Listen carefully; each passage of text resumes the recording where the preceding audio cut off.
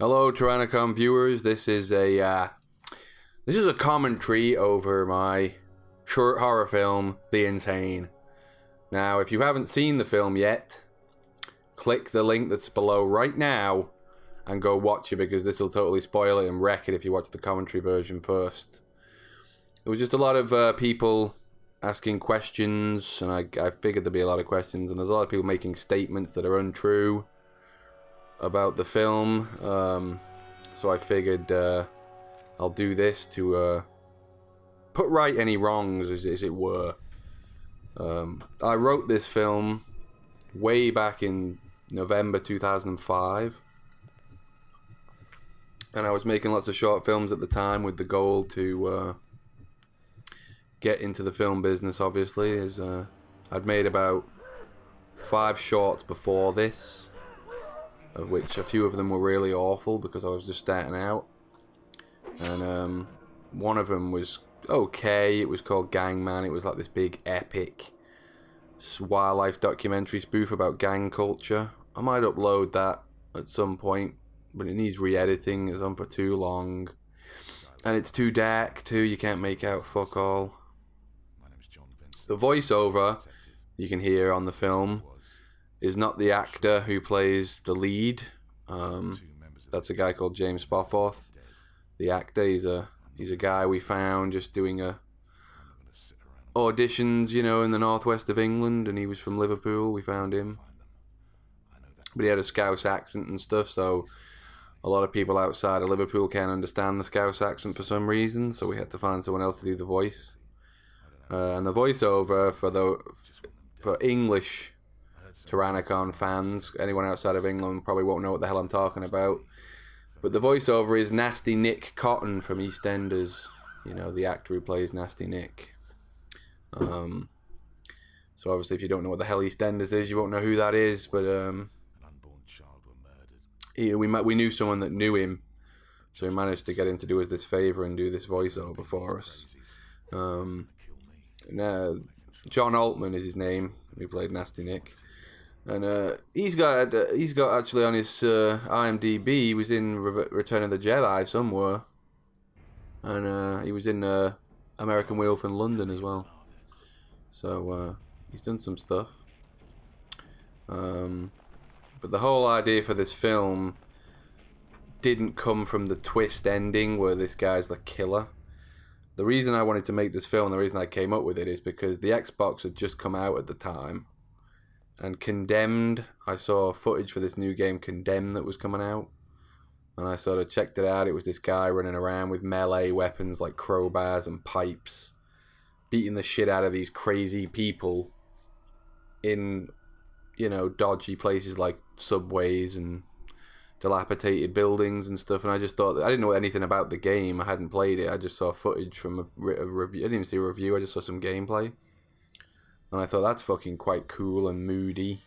And I was a big fan of the game Manhunt too. I fucking loved that game. Not because of the game itself or even the killing people in the game. It was just the atmosphere of the game I loved. I just loved the cool masked bad guys in these dilapidated places. I just thought it was cool and atmospheric. So I just decided I wanted to do a short film about a guy that just went around killing crazy people. And I needed an excuse for why he was killing them, because, you know, you don't have crazy people with masks just running around cities in real life. So I had to figure out why I was killing them, and originally I came up with the fact that all these people were escaped mental patients from some local hospital, and this guy was just a vigilante going around trying to get them. But then I thought that was kind of crap, so I came up with the idea that he was a mental patient too, and they were just all attacking each other. And then I kind of came up with the idea, just from the top of my head, that it was in his head, and he was just seeing them as mental people, and he was the nutcase. And then I thought, well, yeah, that's the best idea, because then it's a twist ending. I personally hate twist endings, because I just think they're annoying. It's a cop-out almost. It's a bit like when the end's a dream or something. I just think they're crap. But it was the best thing I could come up with at the time, and also I knew other people like twist endings. And I'd seen other short films that have been successful with twist endings, so I just did it too. I didn't actually do it because I thought it was a great idea. But you got to remember, this was 2005 when I came up with this film, and twist endings weren't as common as they are now. And when this film came out at the time in the festivals and on YouTube, people didn't catch on that it was a good twist. I know a lot of people in the comments figured it out, but that's because you guys are all used to seeing twists. So many films in Hollywood now do twist endings that it's become now a cliche to do a twist. It's almost obvious. But back when I made this 6 years ago now, it wasn't as obvious. Sixth Sense hadn't come out, and people weren't used to the twist ending so much. Although actually, bullshit, Sixth Sense came out in '99, didn't it? Tell a lie. Yeah, Sixth Sense had come out, but it hadn't influenced Hollywood the way it later did, you know. This was all shot in Manchester Victoria train station, which is in Manchester, obviously. This bit here, people have often commented over the years that why the fuck doesn't he get blood on him? If you just hack someone up with an axe, you'd be covered in blood. Well, we had no continuity person on this film. There was only a crew of 2 people. Me and my mate, well, me and 2 friends basically made this film with a budget of just £1,000, which is about $2,000. The camera we shot it on was actually expensive. It was about 15 grand, but my friend already owned that for his camera business, so we didn't have to pay for it. We didn't shoot the film with any sound. All the sound was done later on in post by me, and I hate doing sound, so that wasn't fun. But yeah, the reason he got no blood on him was because we just didn't think of it at the time. We were just worrying about other things, and we couldn't have done it anyway because we only had one coat. That stupid coat he's wearing we got off eBay, and if we got blood all over it, we wouldn't have been able to get it off. We wouldn't have been able to clean it. And obviously you don't shoot film in order, you shoot it out of sequence, so it was sort of a financial problem, really. We couldn't have multiple coats, so we couldn't get blood on it, really, because then obviously in the earlier scenes it wouldn't have made sense to have blood and so on. So it's not really a mistake as much as it was just a financial issue. The fact that we didn't put blood on the axe, though, that is a mistake. That's just us being stupid. We just had a lot of people. Normally in a movie you have a continuity person that says, hey, where's the blood? But we didn't have that, so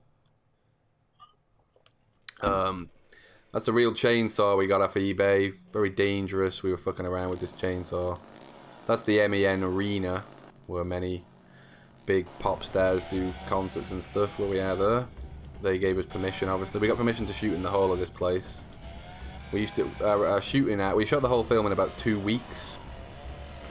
And we'd start shooting at 11 o'clock at night when the trains stopped, till about 3, 4 in the morning. Every night for 2 weeks, and this poor guy, the lead actor, he was up for work at 7 in the morning, and it was about an hour and a half drive back to his place, so by the time he was done he probably only had about 2 hours sleep for about 2 weeks.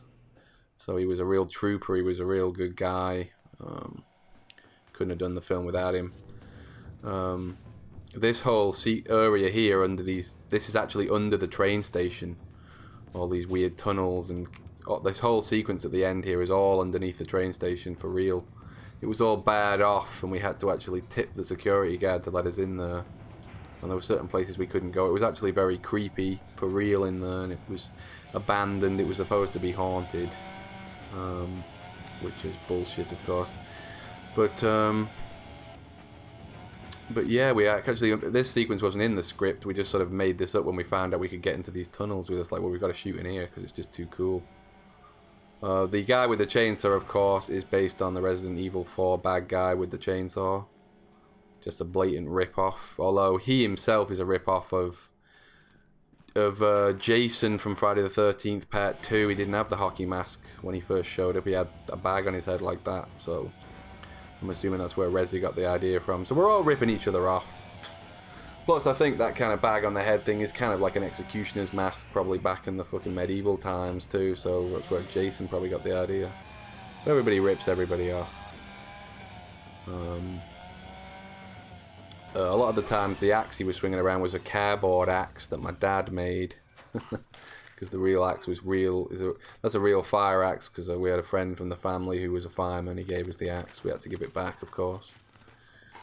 People point out the mistake of where did he get the axe from, because of course the hobo was just carrying a cup Well, originally he was meant to be carrying a giant bag of weapons, but we just couldn't be bothered with that. So it was supposed to be that he got the fire axe from like a fire display case, smashed it open and got the axe. But again, we couldn't afford to show it. So again, it was a financial thing. We did know about the mistake, but we figured, you know, who cares? It's just a cheap short film. This short film did really well, though. It actually won a load of festivals, including Comic Con in San Diego back in 2008. And it was judged by Tom DeSanto, the producer of X-Men Transformers. And it did get me a feature film as well. It got seen by the son of the guy who directed Return of the Jedi. And I actually made a low-budget feature film in London about 3 years ago. I shot the film, and it came out on very small cinema release in England in August of this year on about 9 cinemas. It's called Eye Against Eye. I'll link to the trailer for those who haven't seen it. It comes out on DVD in England to buy on December 28th, so all Tyrannicon fans go get it. And for the rest of the world, I'm not sure still. I'm hoping it's going to be out in America on DVD soon as well.